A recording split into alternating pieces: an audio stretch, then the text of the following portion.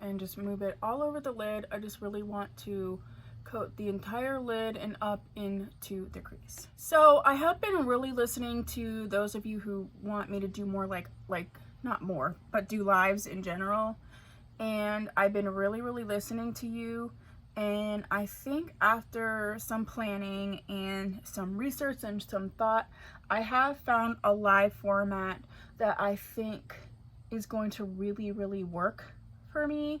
I'm planning on doing it once a week. I don't know for sure what the day will be. I get a lot of questions in my comments, and if you ask me a question, I'm very responsive. I do as much as I can, but sometimes to answer the question, it would be better if I could visually show you the answer. So I think I'll do is I'll make a list of the questions that people have asked, but I think some of the questions that may benefit more from a visual answer, like if someone's like, what are you putting in the part, or how do you do this, I'll answer on these lives. Next, I'm going to use this shade called Echoes, a very dark purple shade.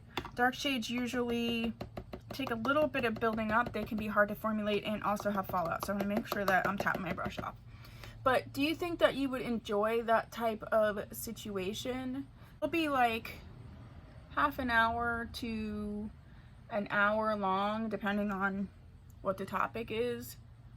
And yeah, I think that would be a good way for me to do lives, where my thing is just like, when I do these, like, I edit out so much of like me just rambling about stupid stuff, and I know some people really like that and they want to, and then when you're live you can interact with me. I've been wanting to add lives. As I have said before, if you watch any of my videos where I explain why I don't do lives currently, part of it is because like I am moody. I don't mind saying it, I'm a moody person. I also sometimes, like, my son and my partner are just like sort of last minute type people, and I'm really not. And so I feel like my schedule changes quite rapidly, even if I don't want it to. I'm really working this into the crease just to darken up that crease. So I feel like doing it once a week, but not committing to a particular day, like letting you know at least a few hours in advance, or hopefully like a few days in advance, that I'm going to be doing the live. I will really try to do that.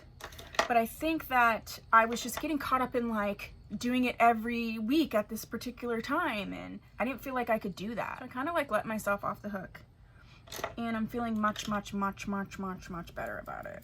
I'm taking this flat brush. I got these brushes, like someone gave them to me. They had gotten them on Amazon or something. They have these great flat brushes, and that's good for shimmers on the lid.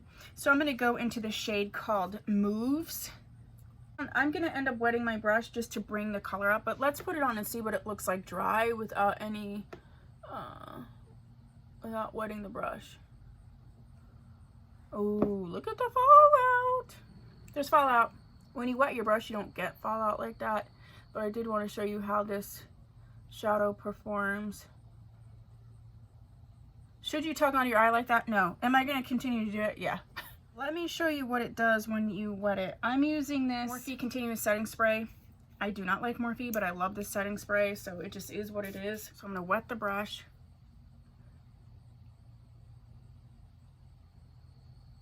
Oh yeah. Oh yeah. That just took it to the next level. You can kind of see that it really pops more on this eye. So I'm going to go ahead and do that on the other eye. Like, I do so much research. I have research for videos that could literally last me years. So it's not like I need your ideas, but I really love your input. And if there's a particular thing, there's a particular thing you would like me to discuss or talk about or whatever, but I'm into this like purple moment. I was watching, who was I watching? I think her name's Leora. She does a lot of that, like going into TJ Maxx and letting you know what's in there.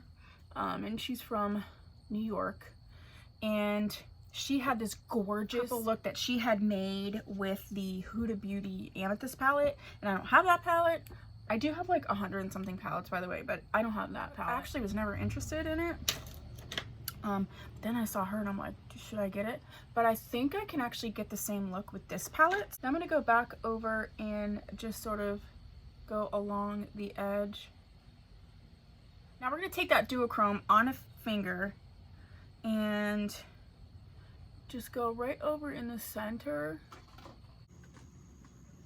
I'm like home alone and it just freaks me out sometimes. Like, it's legit during the day, but I'm home by myself and I watch a ton of true crime. Like, originally, so I've talked about this before, but not in a long time in terms of on my channel. But I have a degree in applied behavioral science and then a master's degree in community psychology and social change. I did actually start my PhD. I didn't finish it. I got 3 or 4 years done in organizational psychology, but originally I was going to school for forensic psychology and I really wanted to focus on working with serial killers. Then I did an internship at a prison and found out exactly how it is in there and that they're really not trying to rehabilitate anybody. And I was jaded for a little bit, but behavioral science really gave me a lot in terms of, I'm going to take this powder off because I feel like that is going to be the eye look in terms of the main look. I've used behaviorism in so many facets of my life. I was a therapist for kids and I did a lot of behavior change situations. But I was a life coach for a long time. I had my own business, like before life coaching was a thing, actually, because I mean, Avery's 17. And when I got certified as a life coach and started my life coaching business, he was maybe like 1. And I did that pretty successfully. And I used a lot of the behavioral sort of just ideas and techniques. Then I started working in a nonprofit with kids. I use the behavioral knowledge that I have in every facet of my life. I'm in training and development, so a lot of the ideas in terms of how you approach people for training and being able to, you know, meet them where they are and get your training across to them in an effective way, the training and development really helps. Okay, or I'm sorry, the behavioral stuff really helps. I'm going to take the same brush and go along this part of my eye, the underneath the lash line. I really feel like this makes a difference in not making your eye look so stark, especially because I do put powder under my eyes. It just breaks it up so it doesn't look like with and without. It just gives it a little bit of a dimension. And I'm using that same night call that we used all over the lid. This is my second attempt at doing sort of a get ready with me, and I didn't do them because I thought, well, they're long and I didn't know if people would really like it, but you know, people have asked, so I'm trying to do a little bit of what you ask. I mean, I always do a lot of what you ask, but you know what I mean. So I want something for the inner corner. This is from, I have a lot of Real Techniques. This is from Real Techniques. I'm not sure, it was one of their like Christmas specialty collection things. I wait till they come to TJ Maxx because these are so expensive, like especially like the limited edition holiday. Then they go to TJ Maxx or Marshalls and you can get them for like the price they should be, honestly. They're very high quality brushes, and the ones that I have, they have lasted for a very long time.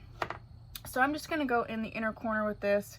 I like to highlight the inner corner. For me, it makes me feel like I look a little bit more like awake. Probably go back over that with highlighter, but I'm good with it where it's at. All right, so that's where we are with the palette itself. Let's see what this looks like. So this is what it looks like.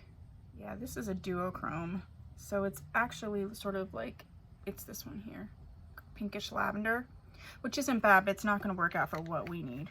Sorry, Disney princesses. I have a love-hate relationship with Disney, but that's another thing that we don't necessarily need to talk about. All right, so I need to go wash my hands. The next thing we're gonna do is we're gonna put on my liquid liner. I always just use black. One of my favorites is the ColourPop BFF liquid liner in black. So we'll use that. I also have some of their gel liners. These are my favorite, especially for the lash line, but I think these might be a little too dark for what we're going for, but let's see. The Sonic Bloom collection, maybe? And it says it's in the shade, oh, it looks blue. Crystal Crush. Oh, would blue work?